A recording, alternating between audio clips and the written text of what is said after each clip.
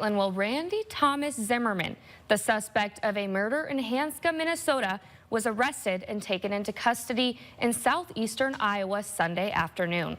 Just before 4:30 Sunday morning, Brown County received a 911 call from a juvenile who said his mom's ex-boyfriend broke into their house and shot his mom. When they arrived, law enforcement found two victims, a 50-year-old male and a 32-year-old female victim who had both died from gunshot wounds. Law enforcement has not released the names of the victims pending family notification.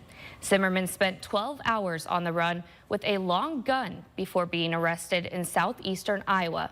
At the time of his arrest, 45-year-old Randy Thomas Zimmerman was considered armed and dangerous. For more updates to come, check KUIC.com.